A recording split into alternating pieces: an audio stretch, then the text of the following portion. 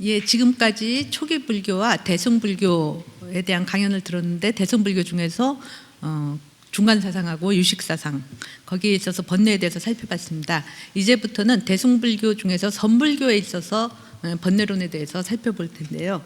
오용석 선생님께서 물고기의 꿈 그리고 깨어남이라는 제목으로 선불교에 있어서의 번뇌론에 대해서 강연 말씀해 주시겠습니다. 네, 방금 소개받은 오용석입니다. 오늘 제가 선불교와 관련해서 이제 번뇌에 대한 이야기를 해보고자 합니다. 제목이 물고기의 꿈 그리고 깨어남이라고 되어 있죠. 그래서 이제 이 강연을 보시는 분들은 도대체 저게 무슨 소린가 조금 의아해할 수도 있는데, 이 물고기를 좀 주제로 해서 재미난 이야기를 구성을 하고 그 구성을 통해서 선불교에서 말하는 번뇌를 어떻게 이해를 할 수 있을 것인지 조금 쉽게 접근을 해봤습니다.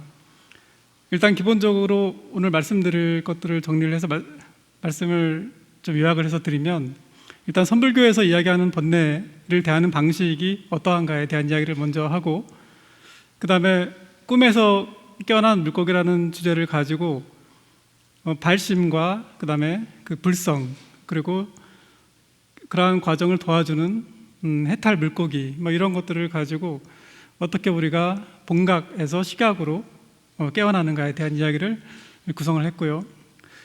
그러면 더 나아가서 번뇌는 뭐고 번뇌로부터 해탈한 그 무분별은 무엇인가에 대한 이야기를 해보겠습니다. 그리고 이러한 특징으로서 번뇌라고 하는 것은, 선에서 말하는 번뇌라고 하는 것은 극복될 뿐 부정되지 않는다는 입장에서 번뇌의 특성을 설명을 할 것이고, 마지막으로는 그러면 우리가 할 수 있는 것은 무엇인가, 선에서 말하는 이 무분별로 가기 위해서 우리가 직접적으로 할 수 있는 것은 무엇인가에 대한 이야기를 해보겠습니다. 그래서 사실 제가 이번에 조금 새로운 방법으로 접근하는 것은 맨 5번째 이야기입니다. 여전히 번뇌나 아니면 선불교나 무분별이나 이것들은 굉장히 추상적으로 접근될 수 있는데, 추상성을 벗어난 구체적인 실천의 당위성, 그것들을 우리가 어떻게 선불교 안에서 얻을 것인가, 이제 이것이 5장의 내용이 되겠습니다. 그럼 먼저 선불교에서 번뇌를 대하는 방식에 대해서 말씀을 드리겠습니다. 보통 보면 선불교에서 번뇌는 크게 2가지 정도로 나눌 수 있을 것 같습니다. 첫 번째는 중생의 번뇌라고 해서 이 생사의 고통을 겪는 일반 범부들의 번뇌를 말합니다. 두 번째는 수행자의 번뇌라고 해서 해탈의 도정을 향해 있는 수행자들 역시 번뇌를 갖고 있다라고 이야기를 할 수 있습니다. 그런데 기본적으로 이러한 번뇌는 크게 2가지 특징을 갖는데, 첫 번째는 선에서 말하는 번뇌는 기본적으로 인간의 실존을 대변한다 라고 하는 것이고, 두 번째는 이러한 생사의 관문을 관통하기 위해서는 역시 기력, 여기서 말하는 기력은 실천성입니다. 실천이 중요하다라고 하는 것입니다. 그래서 선사들이 어떠한 그 모습으로 이 생사에서 벗어났는가를 찾아보면, 예를 들면 마조어록 같은 데 보면 그 마조 스님이 이제 입적하신 모습이 나와 있는데, 마조 스님이 어느 날 그 성문산에 올라서 이제 시자에게 말했습니다. 다음 달 나의 육신은 땅으로 돌아갈 것이다. 산에서 돌아와 얼마 안 있어 병이 생겼다. 원주가 와서 물었다. 스님 요즘은 어떻게 지내십니까? 마조가 말했다. 일면불 월면불. 2월 1일 목욕을 마치고 결과부자한 채로 입적하였다. 이러한 것들이 선사들이 보여주는 번뇌로부터 해탈한 모습입니다. 이러한 것들은 굉장히 담담하고 또 굉장히 어찌 보면 인간의 실존을 극복한 모습을 아주 풍부하게 보여주고 있는 것이죠. 그러면 선에서 말하는 그 번뇌란 도대체 무엇인가, 여기에 대해서 기본적인 질문을 던질 수 있는데, 일단 선에서는 제가 정리한 바로는 마음을 세밀하게 분석해서 그 마음의 문제를 해결하는 것이 아니고 마음 자체가 가지고 있는 특징을 활용해서 번뇌를 무화시키는 그러한 것들을 보여주고 있습니다. 다른 말로 하면 선에서는 번뇌를 크게 문제 삼지 않는다고 할 수 있습니다. 번뇌를 문제 삼지 않지만 불성이라든가 자성이라든가 법이라든가 도라든가 본래 면목, 일심, 한 물건 혹은 알 수 없는 이것들을 끊임없이 이야기를 합니다. 그래서 생사의 번뇌와 알 수 없는 이것으로 대변되는 이러한 어떤 불성, 그 다음에 자성, 이러한 것들 간에 약간의 간극이 있습니다. 이러한 간극은 결국 단순하게 추상적인 불성을 체험하도록 보여준 것이 아니고 이 안에는 일종의 구조가 존재합니다. 결국은 선에서 말하는 불성이라고 하는 것은 어찌 보면 우리가 밟고 뛰어 넘어가야 될 것이라는 것이죠. 그래서 기본적으로 선어록을 보게 되면 굉장히 많은 그런 내용들이 들어있지만 그래도 기본적으로 선문답이라고 하면 아주 본래적인 것들, 방금 제가 말씀드린 알 수 없는 이것들에 대해서 묻고 대답하는 그 내용들이 주를 이루고 있습니다. 예를 들면 이렇습니다. 한 스님이 물었다. 달마는 인도에서 왜 왔습니까? 돌연 한 대 때리더니 마조가 말했다. 내가 너를 때리지 않았다면 제 방의 선지식이 비웃었을 것이다. 한 스님이 물었다. 어떻게 해야만 모든 경계에 혹하지 않습니까? 선사가 한 발을 내려뜨리자 그 스님이 얼른 신발을 내밀었다. 선사가 발을 걷어들이자 그 스님은 말이 없었다. 이런 식으로 선에서는 기본적으로 알 수 없는 이것들을 묻는 또 거기에 대한 대답이 주를 이루고 있습니다. 그래서 선에서 말하는 또 선에서 바라보는 그 번뇌라고 하는 것은 정리를 하자면 번뇌에 대한 교학적인 이해나 탐구가 아니라 어떻게 하면 번뇌에서 벗어날 수 있는가, 이것이 전부라고 할 수 있습니다. 그리고 이것은 제가 보기에 마찌마 니카의 그 말룽기야 뿌따에 대한 작은 경과 같이 그 구체적인 번뇌에서 벗어나는 것이 주된 관심사였다, 이렇게 정리를 할 수가 있습니다. 그러면 선에서는 어떻게 번뇌에서 벗어나는가를 이야기를 통해서 먼저 말씀을 드리고자 합니다. 이제 그림을 보시면 아시겠지만 여기 보면 크게는 그 세 종류의 물고기가 등장합니다. 그 맨 밑에 보면은 굉장히 많은 물고기가 있는데 이것을 중생 물고기라고 할 수 있고, 그리고 왼쪽에 중간에 보면 수염이 긴 물고기가 있는데 이것을 해탈 물고기라고 일단 이름을 하고, 그리고 오른쪽에 보면 그 눈이 동그랗고 작은 눈이 떠져 있는 물고기가 있는데 이것이 바로 그 발식 물고기라고 일단 이름을 지어보겠습니다. 그리고 보면 낚싯대가 들어오져 있고 여기에 미끼가 있죠. 이거를 제가 일단 그 이야기식으로 말씀을 드려보겠습니다. 아름다운 강이 고요히 흐르고 있었습니다. 그 강에는 많은 물고기들이 모여 살고 있었습니다. 그런데 그 많은 물고기 가운데 조금 남다른 물고기가 있었습니다. 다른 물고기들은 그냥저냥 물밑을 헤엄치며 즐겁게 먹고 놀고 새끼를 낳고 살아가는 것에 만족했지만 그 물고기는 만족할 수 없었습니다. 이제 이것이 발식 물고기입니다. 발식 물고기는 늘 강 밖의 세상이 그리웠습니다. 강 속은 답답하다고 느꼈고 강 밖으로 나가야 진정한 자유가 있을 것이라고 생각했습니다. 어느 날 발식 물고기는 진정한 자유를 찾기 위해 물속을 헤엄치면서 고뇌에 빠져 있었습니다. 그의 주된 관심은 자유와 해탈이었고 물 밖으로 나가는 것이었습니다. 그때 한 물고기를 만났습니다. 이것이 해탈 물고기입니다. 이 물고기는 그야말로 자유롭게 물속에서 헤엄치며 고요와 만족을 즐기고 있었습니다. 해탈 물고기는 고민에 빠져 흐느적거리는 발식 물고기에게 물었습니다. 젊은 물고기여, 그대는 무엇 때문에 고뇌하고 있는가? 발식 물고기가 대답했습니다. 전에 내려오는 이야기에 의하면 물 밖은 우리가 살고 있는 강과 비교할 수 없을 정도로 넓고 아름답다고 하던데요. 혹시 물 밖으로 나가보신 적이 있으신가요? 해탈 물고기는 말했습니다. 그래, 있단다. 하지만 그곳은 네가 생각하는 그런 곳이 아닐 수 있다. 발신 물고기는 말했습니다. 저를 그곳으로 데려다 주세요. 어떤 희생이라도 감수할게요. 해탈 물고기는 조용히 미소 지으며 말했습니다. 그래, 그 전에 내가 내게 마법을 걸어야겠구나. 해탈 물고기는 긴 수염을 내밀어 발신 물고기의 머리를 톡톡 건드렸습니다. 그러자 어느 순간 발신 물고기는 깊은 잠에 빠졌고 꿈을 꾸기 시작했습니다.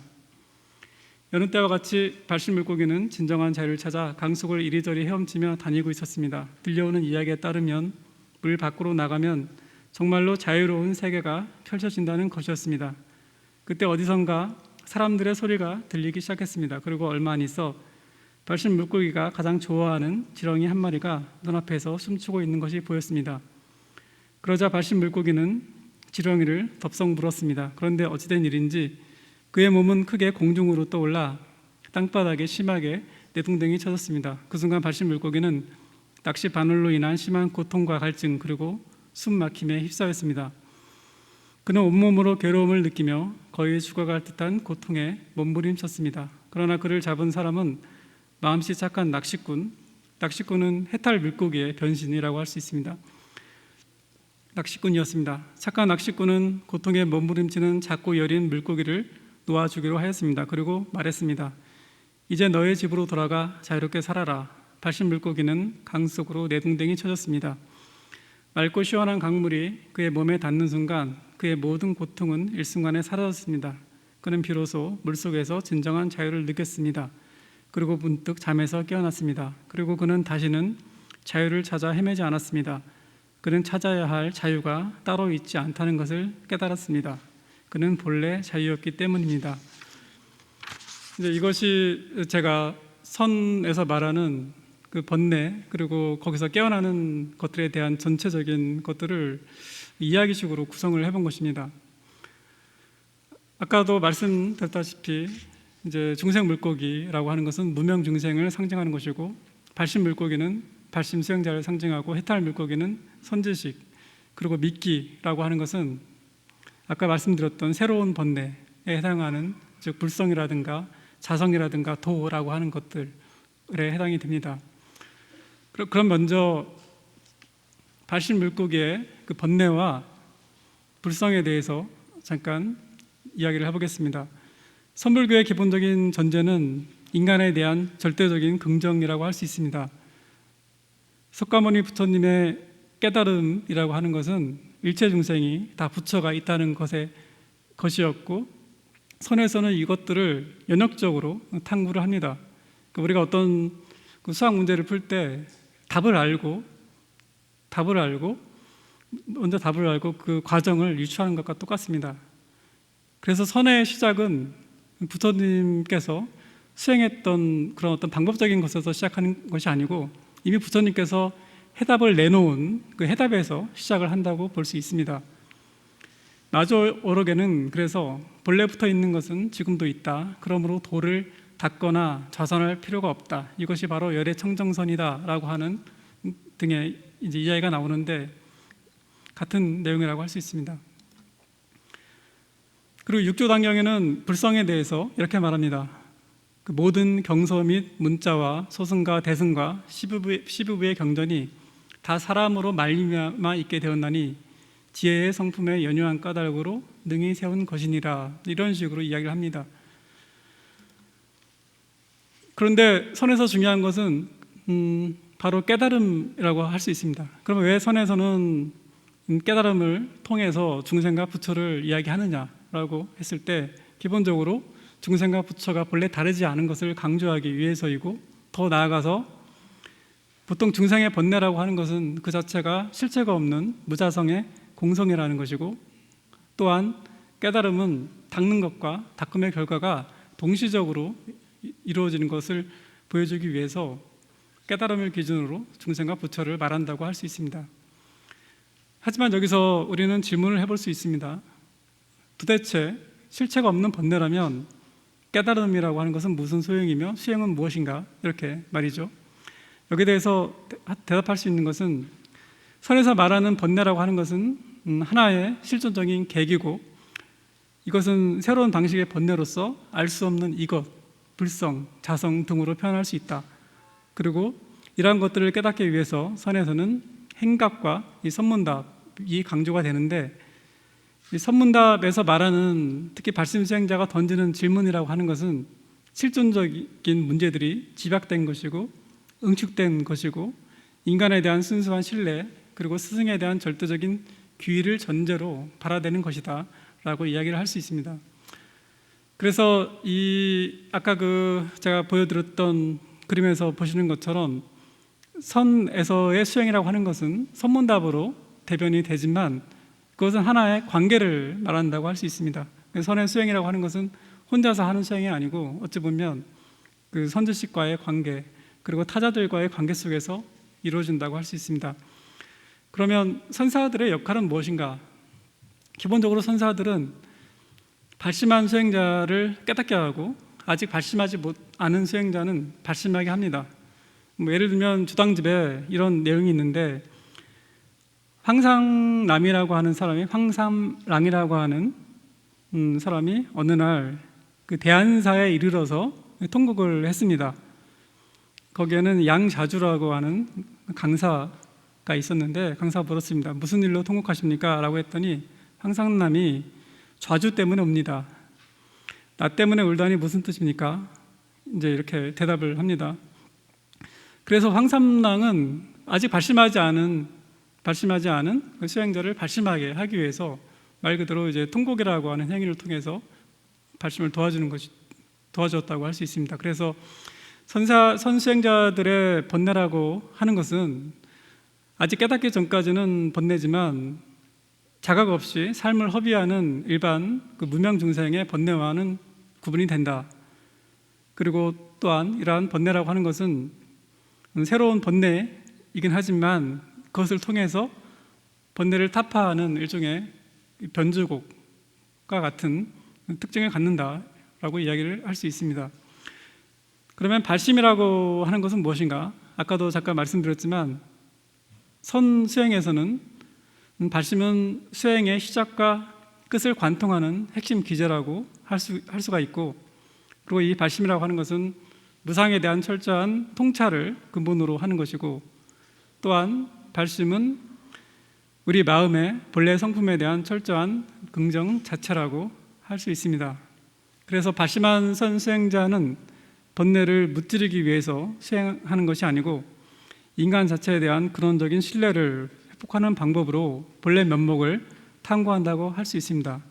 그리고 이러한 과정 안에서 수행자들의 그 탐욕, 성냄, 어리석음 같은 이러한 거친 번뇌들은 자연스럽게 가라앉는다고 할 수 있습니다. 하지만 여전히 깨치지 못하면 큰 번뇌는 남아있는데 이것이 바로 알 수 없는 이것에 대한 번뇌라고 할 수 있습니다.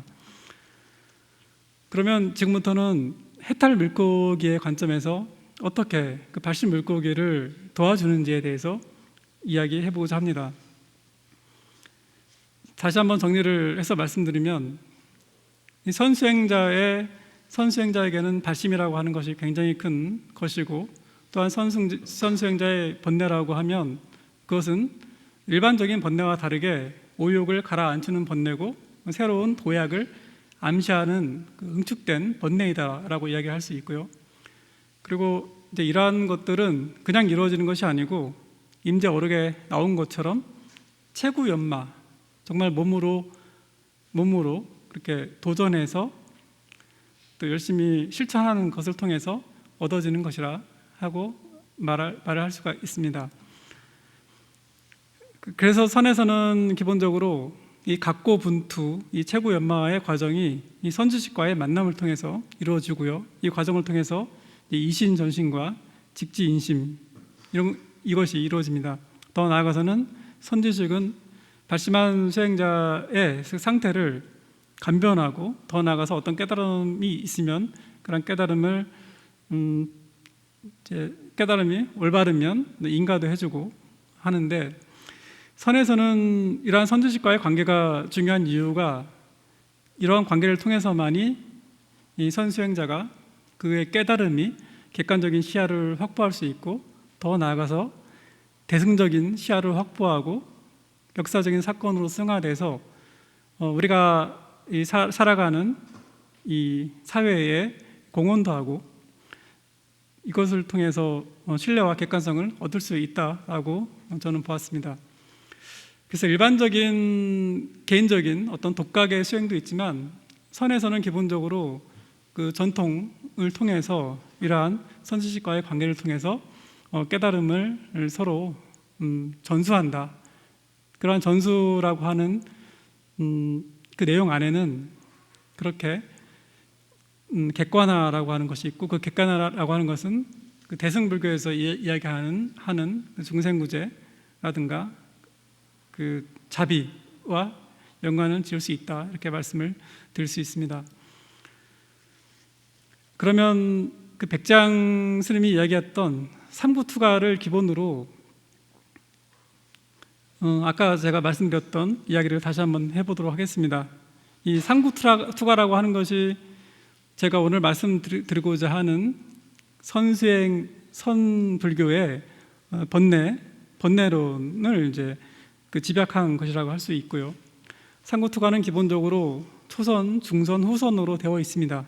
초선이라고 하는 것은 좋은 마음을 내도록 하는 것이고, 여기서 좋은 마음은 불성, 법, 도, 자성, 마음이 부처이다 등과 관련된 것입니다.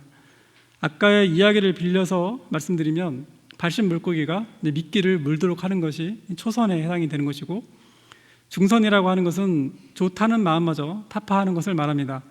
이것은 궁극적인 당체에 대한 집착을 부수는 것이고, 아까의 이야기를 빌려서 말씀드리면 낚시꾼이 발신 물고기를 낚아채서 땅바닥에 내동쟁이 치는 것이라 할 수 있습니다. 후선이라고 하는 것은 모든 단견과 선견의 견해에 걸림이 없도록 하는 것이고, 이것은 아까 말씀드린 것처럼 발신 물고기를 물속으로 돌려보내 주어서 꿈에서 깨어나게 하는 것이라고 할 수 있습니다. 그래서 선에서의 어떤 선 수행자의 번뇌를 깨치는, 번뇌를 격파하는 것이 이제 이 선지식과의 관계 속에서 이러한 과정을 통해서, 즉 초선, 중선, 후선이라고 하는 과정을 통해서 이루어지고 있고요. 좀 더 이 선어록이라든가 여타의 내용들을 관찰해 보면 역시 초선 안에도 또한 초선, 중선, 후선이라고 하는 과정이 있을 수 있고, 중선 안에도 초선, 중선, 후선이라고 하는 과정이 있을 수 있고, 후선 안에도 초선, 중선, 후선이라고 하는 과정이 있을 수 있다, 이렇게 이야기를 할 수 있습니다.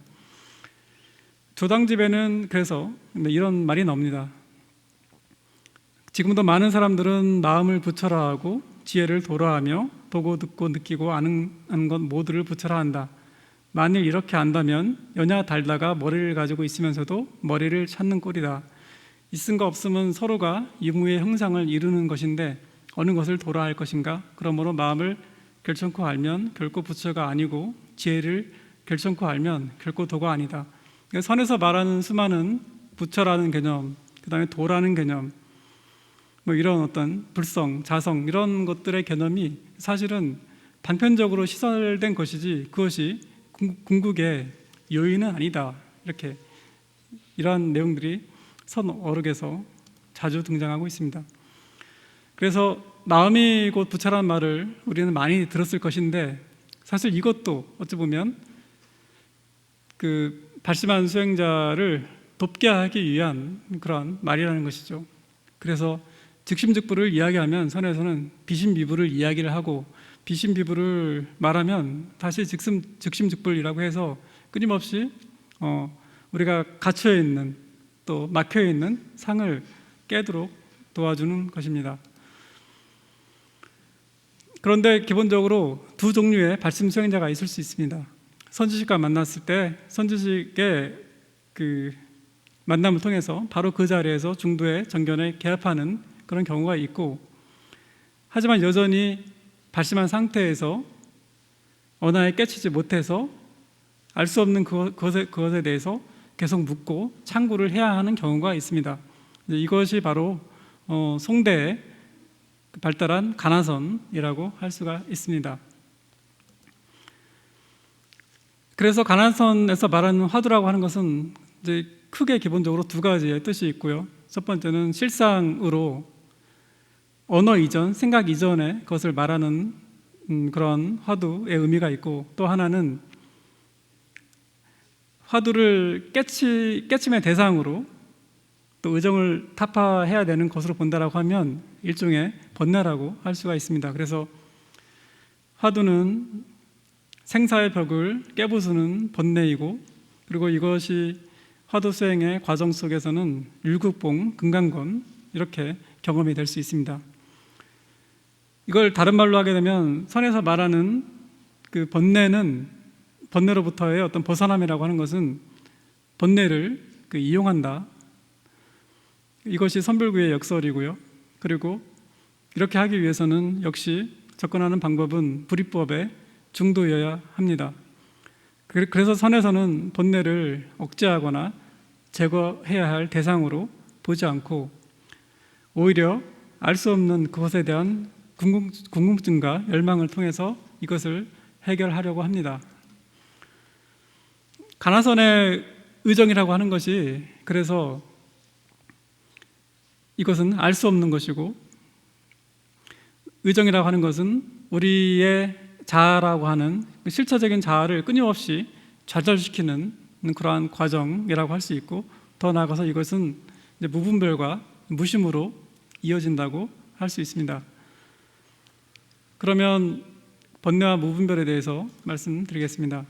기본적으로 선에서는 망념은 본래 실체가 없다라고 이야기를 하고 있고, 망념을 일으키고 다시 그것을 없애려는 것 역시도 망념이다. 더 나아가서 분별이라고 하는 것은 내려놓으면 망념은 자연히 사라지게 된다, 이렇게 이야기를 합니다.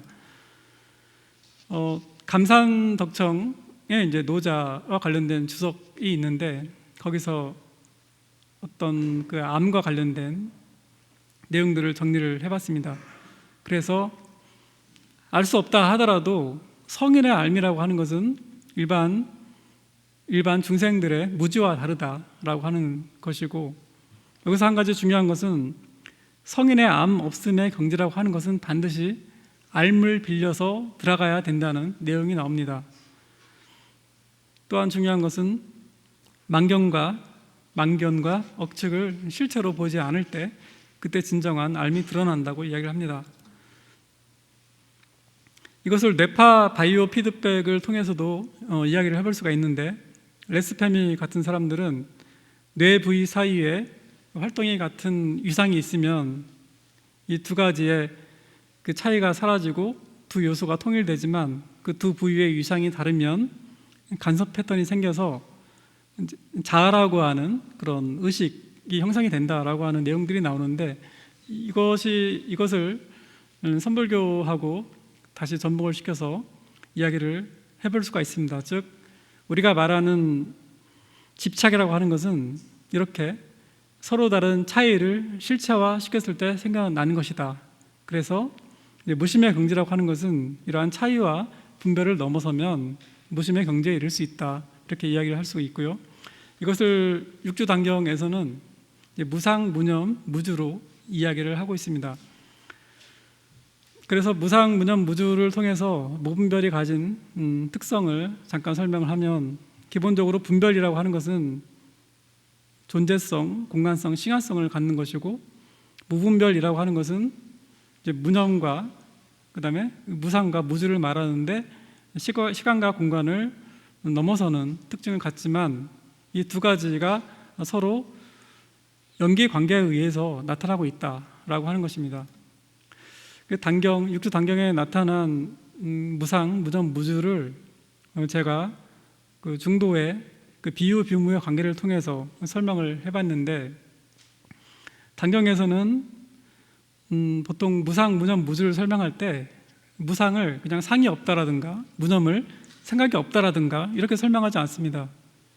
어떻게 설명을 하냐면, 무상을 모양에서 모양을 떠난다, 무념을 생각에서 생각하지 않는다, 이렇게 설명하는데, 이것들이 바로 중도의 관계를, 비유 비무의 관계를 보여주는 것이라고 할 수 있습니다. 그래서 선에서 말하는 무분별은 분별 자체에 대한 부정이라기보다도 분별에 집착된 마음으로부터 떠나는 것이다. 더 나아가서 선불교에서는 번뇌를 이제 직접적인 부정이 아닌 창조적인 수행법으로, 즉 번뇌를 궁극적 본성으로 수상화시켜서 그것을 다시 타파하는 수행법을 제안했다, 이렇게 말을 할 수가 있습니다. 그래서 선에서의 번뇌는 극복될 뿐 부정되지 않는다, 이렇게 정리를 할 수 있습니다.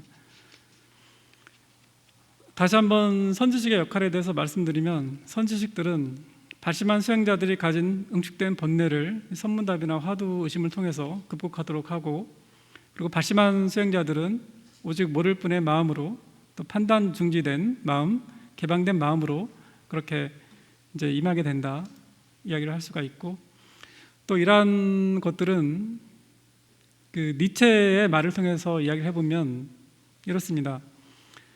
니체가 차라투스트라는 이렇게 말했다 해서 이런 말을 합니다. 그곳에서 나는 또한 초인이라는 말을 길 가다 주었으며 인간은 극복되어야 할 그 어떤 존재라는 것을 알았다. 그곳에서 인간은 다리일 뿐 목적이 아니고 새로운 아침 노을에 이르는 길로서 행복에 겨워 자신의 정오와 저녁을 찬양한다는 것을 알았다.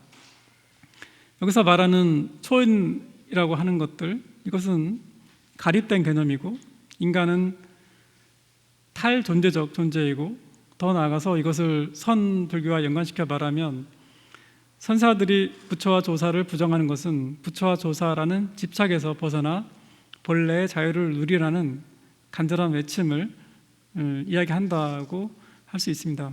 그래서 그 니체의 말을 가지고 어떤 선불교의 그 특징들을 해석을 해보았습니다. 그러면 결국 이러한 무심이라든가 무분별이라고 하는 것은 무엇인가에 대해서 조금 더 설명을 드리면, 황벽의 전신법요에는 다음과 같은 말이 있습니다. 붓다는 겐지스 강의 모래에 비유하여 설법하셨다. 겐지스 강의 모래는 모든 붓다, 보살, 재속, 범턴이 밟고 지나갈지라도 조금도 기뻐하지 않는다. 또한 소, 양, 벌레들이 밟고 지나갈지라도 모래는 조금도 노하지 않는다. 진기환, 보배와 향료가 쌓여 있다고 할지라도 모래는 탐내지 않으며 똥오줌에 악취해도 모래는 싫어하지 않는다. 이런 마음이 곧 무심의 마음이다. 일체 형상을 초월하여 중생과 재불이라는 어떠한 차별도 없다. 다만 무심할 수 있으면 바로 궁극적인 깨달음이다, 이렇게 이야기를 합니다. 그래서 선불교에서 말하는 무심은 조금 쉬운 말로 하면 자기 동일성의 부정이라고 할 수 있고, 황벽이 말했던 것처럼 무심이라고 하는 마음은 깨끗한 다이아몬드와 같은 그런 불변의 마음을 갖는 것이 아니고 타자와 민감하게 반응하는 마음이고, 이것이 결국 자비의 실천을 의미한다라고 정리할 수 있습니다.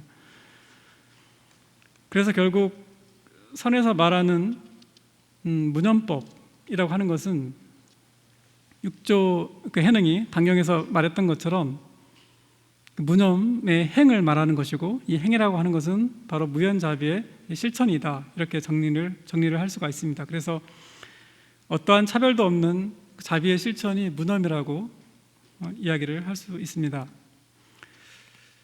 결국 그러면 우리가 할 수 있는 것은 무엇인가라는 질문을 던졌을 때, 우리가 어떻게 번뇌에서 해탈할 수 있을까라고 하는 질문을 던졌을 때, 아까도 말씀드렸다시피 자비의 실천으로 우리는 번뇌에서 해탈할 수 있다, 이렇게 이야기를 다시 말씀을 드릴 수 있습니다.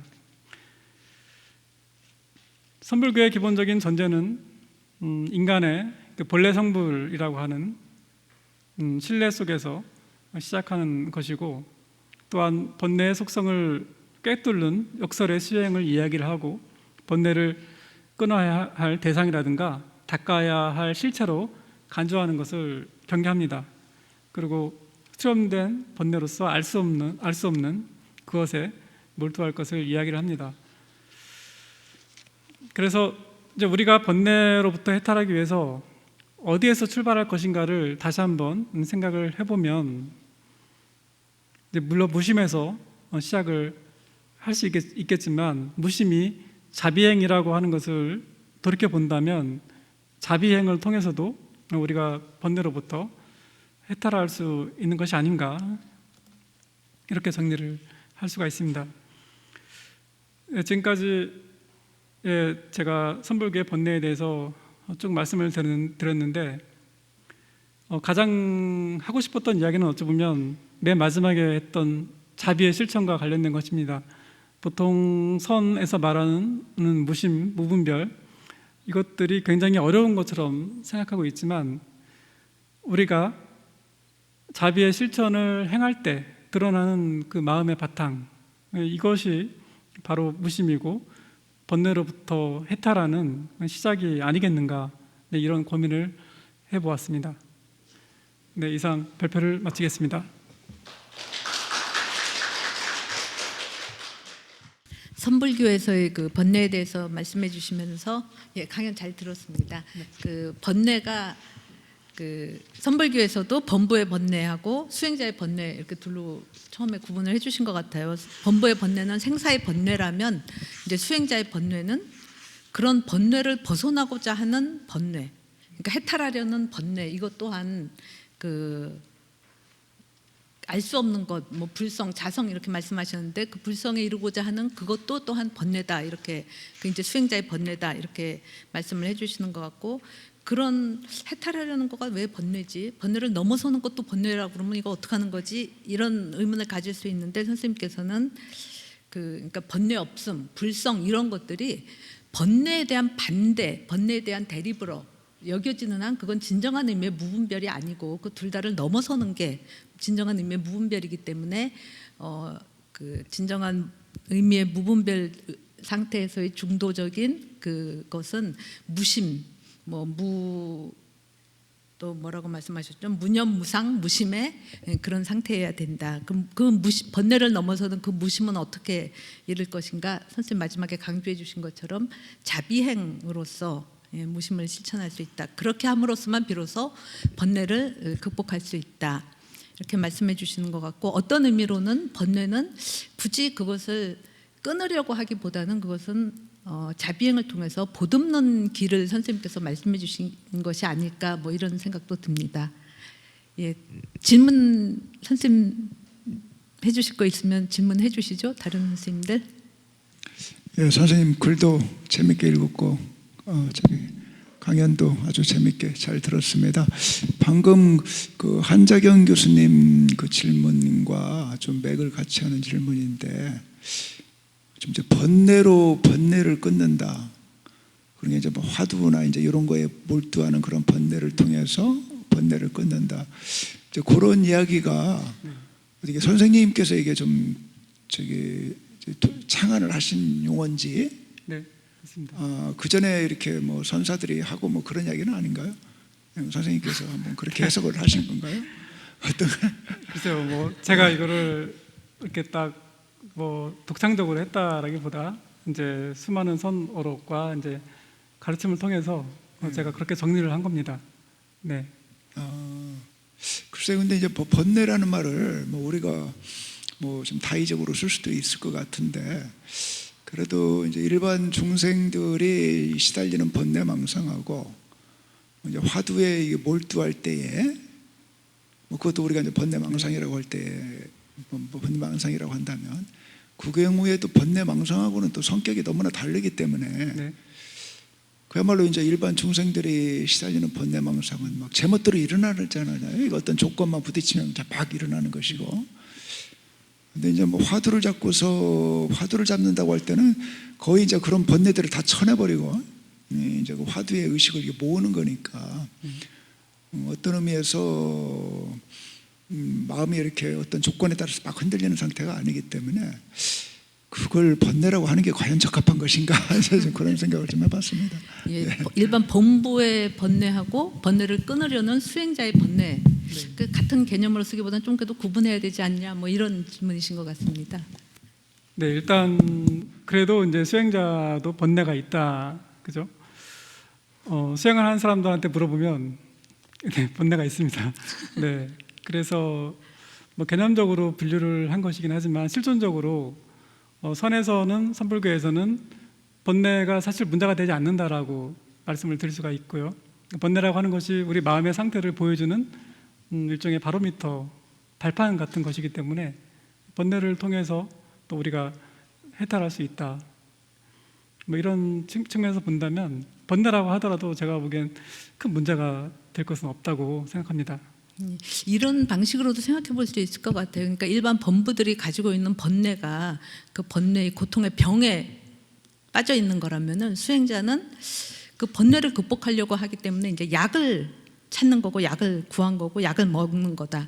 근데 그 범부적 번뇌를 약으로 치유를 했으면 약도 버려야지 그 약에 또한 집착하고 있으면서 나는 해탈했다, 나는 번뇌를 떠났다 이런 식으로 분별심을 또 가지고 있으면 그것 또한 번뇌다.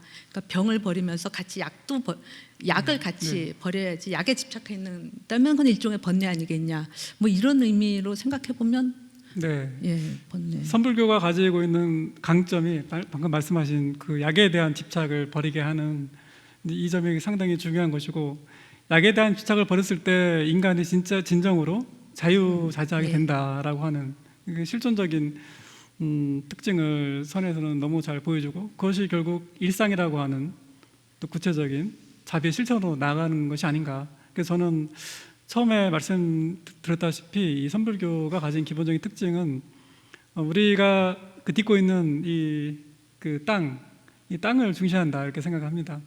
그래서 이런 실존을 강조하는 것이지 어떤 추상적인 우리 머릿속으로 그리는 부처라든가 조사라든가 이런 것들은 사실 선어록에서는 보이지 않고요. 실제로 선어록을 계속 읽다 보면 특징 중에 하나가 뭐냐면 그런 추상적인 것들을 깨부수는 것들이 주를 이루고 있고, 또 한 가지는 그 언어가 상당히 현재적인 언어들입니다. 보통 이 선어의 언어는 과거나 미래에 대한 이야기가 아니고요, 지금 눈앞에 벌어지고 있는 이것에 대한 이야기를 주로 이루고 있는데, 역시 제가 보기에 이러한 것들도 선불교가 가지고 있는 특징이고, 이것을 통해서 인간의 실존을 점검하고 벗어나는 내용들을 끊임없이 말을 하고 있지 않나, 그렇게 생각했습니다. 예. 그런 일상적인 것에 긍정 이런 게 이 타인들의 번뇌를 좀 보듬는 이제 그런 측면이 아닐까 뭐 이렇게 생각이 됩니다. 예, 또 다른 질문 없으시면은 질문 해주십시오. 예, 선생님 그 발표를 아주 재밌게 잘 들었습니다. 특히 이제 아까 그 무심에 대해서 설명할 때 비유적으로 이제 겐지스의 그 모래알로 해서, 모래알은 부처님이 지나가든 아니면 이제 뭐 소나 그런 짐승들이 돌아가면서 똥을 싸고 하든 말든 전혀 거기에 반응하지 않는 걸로 이렇게 얘기를 했고, 그러한 무심이 어떻게 보면 궁극적인 단계인 것처럼 이렇게 설명을 하신 것 같은데, 그렇게 생각하는 게 어떻게 보면은 지금 설명하는 방식과는 좀 다르지 않나 이런 생각이 들어서 질문을 드렸습니다. 예를 들어서 지금 선이라고 하는 것은 지금 땅에 두 발을 딱 딛고 있는 거다, 대단히 실존적인 거다 이렇게 하는 것은 좀 생명력이 느껴지는데, 지금 겐지스의 모래알처럼 누가 지나가도 반응하지 않는 거, 그게 여여함일 수도 있지만 마치 아무 반응하지 않는 것은 모래알뿐만 아니라 쇠도 그럴 수 있고 나무도 그럴 수 있잖아요. 그러니까 생명력이 있는 것의 실존적인 반응과 무생물의 그 반응은 좀 차이가 있지 않을까 해서 무심을 또 그렇게 설명하는 것 같아서 한번 질문 드립니다. 제가 그 비유에 대한 설명을 잘못했는지 모르지만, 겐지스의 비유라고 하는 것은 어떤 누군가가 발을 디뎠을 때 그 발자국이 그대로 이제 묻힌다는 생겨난다는 뜻이거든요. 예를 들면 소가 지나가면 소의 발자국이 생기는 것이고, 어린 아이가 지나가면 어린 아이의 발자국이 생기는 것이고, 어른이 지나가면 어른의 발자국이 생기는 것이고, 그래서 이제 무심이라고 하는 것이 정체된 어떤 청정에 추상된 그런 마음이 아니고, 어찌 보면 순간순간 반응할 수 있는 그런 마음의 상태를 말하는 것이다라는 측면에서 우리 선생님께서 질문하신 그 내용을 제가 다시 한번 말씀을 드린 겁니다. 네. 철에는 발자국이 안 생길 겁니다. 그렇죠. 모래니까 발자국이 탁탁 생기니까 반응을 하는 거를 맞습니다. 말씀해 주신 거죠. 그럼 이상으로 선불교에서의 번뇌론 강연 마치기로 하겠습니다. 잘 들었습니다.